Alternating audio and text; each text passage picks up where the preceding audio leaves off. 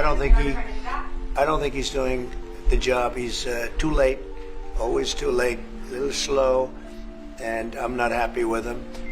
I let him know it, and if I want him out, he'll be out of there real fast, believe me.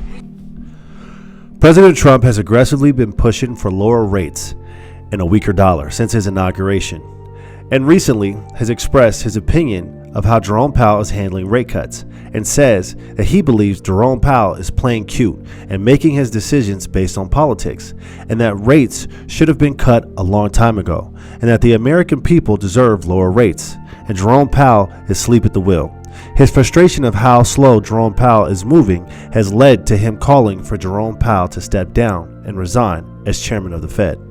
Although executive branch of government does not have the authority over the Federal Reserve, Trump says that if he wants him gone, he will be gone. Let's watch as Trump gives his thoughts on rate cuts. And if you are invested in crypto or thinking of investing in crypto, subscribe to the channel so we can help you navigate through your journey. The president-elect's advisors have suggested that you should resign. If he asked you to leave, would you go? No. Can you follow up on, do you think that legally you're not required to leave? No. Do you believe that the president has the power to fire or demote you, and has the Fed determined the legality of a president demoting at will any of the other governors with leadership positions? Not permitted on. President Trump, the Federal Reserve, Yeah. you say you don't want interest rates to go higher. You've gone backwards and forwards about Depends whether on the you want to times. keep, whether you want to keep Jerome Powell as chair of the Federal Reserve. His term as chair runs on to May 2026. Would you seek to remove or demote him? Look, I think it's the greatest job in government. You show up to the office once a month and you say, let's see, flip a coin. And everybody talks about you like you're a god. Oh, what will he do? I mean, before, the guy used to walk into my office, he was like begging. Oh, he was fine. But you did talk You know about what, you talked about removing him once. I did, because he was keeping the rates too high. Yeah. And I was right. And you would do that again. In fact, he actually dropped them too much when I did this. Because I said I was threatening to terminate him. There was a question as to whether or not you could. And there was an article in the New York Times, 2 half pages. One page said I can do it by lawyers. 1 half page said I couldn't. And that was enough for him. And he dropped the hell out of the rates. He dropped them too much. He went so, he dropped them actually too much. Okay. Here's the story. I think that if you're a very good president with good sense, you should be able to at least talk to him. I don't say make the decision at all, but I mean, I've been a very successful businessman. I've done really good, much better. Now people are understanding how good I've done because they're seeing it much better than the fake news wants to give me credit for. Just on really the issue good, of whether you would I think I have the right to say, as a very good businessman and somebody that's used a lot of sense, I think I have the right to say that, you know, I think I'm better than he would be. I think I'm better than most people would be in that position. I think I have the right to say I think you should go up or down a little bit. I don't think I should be allowed to order it, but I think I have the right to put in comments as to whether or not interest rates should go up or down. The president said he'll demand that interest rates drop immediately. So I guess I have a 3-part question. Has the president done this to you? Has he made that demand? Secondly, what is your response to that? And third, what effect, if anything, if any, does a president making these kind of remarks have on policy? Thank you. 3 questions. Grant.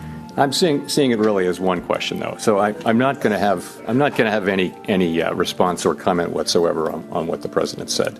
It's not appropriate for me to do so.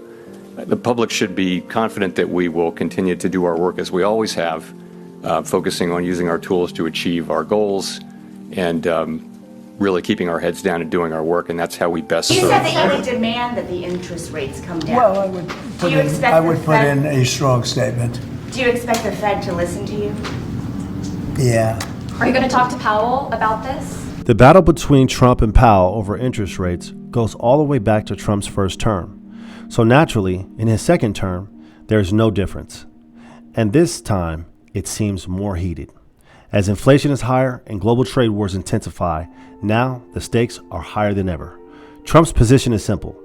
If you lower interest rates, it will stimulate the economy, pump the stock market, and promote consumer spending, and encourage risk-taking to grow GDP, which is something that Trump believes the American people deserve.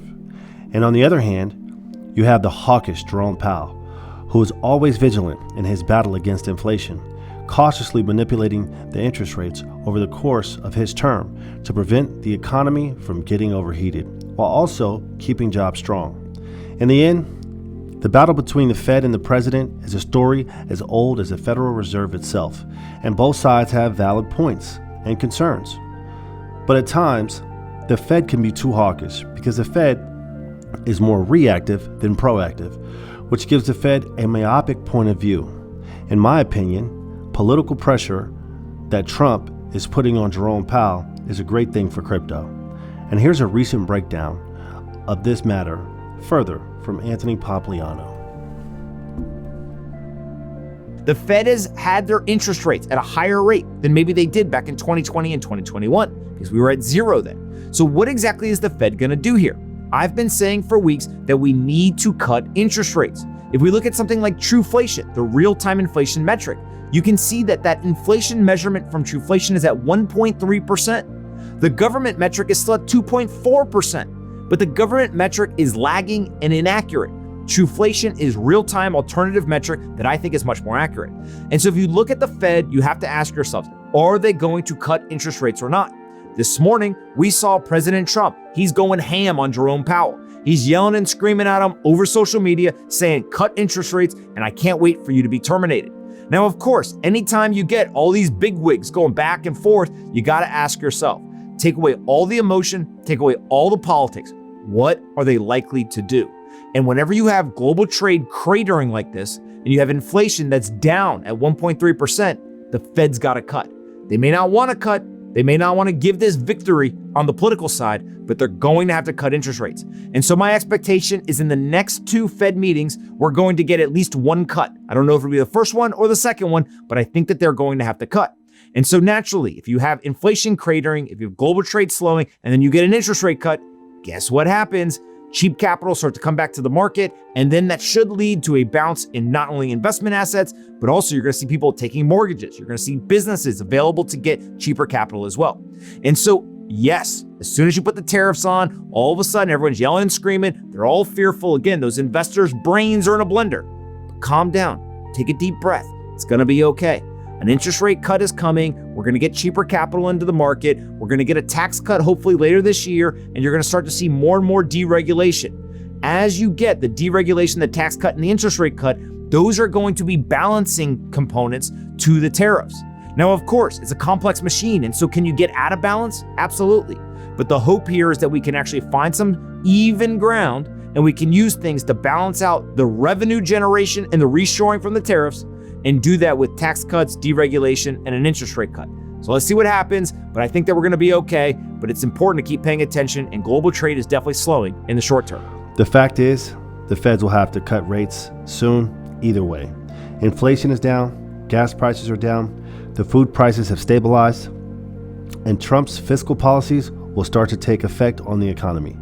And the trade war will be over just as fast as it started, which could be the next big catalyst for the markets. I believe soon the economic outlook could look good enough for the Fed to make a big decision and bring interest rates down to zero. In the end, this too shall pass. But what do you think? Thanks for watching. If this video was helpful, please subscribe. And if you have anything to add to the conversation, comment down below.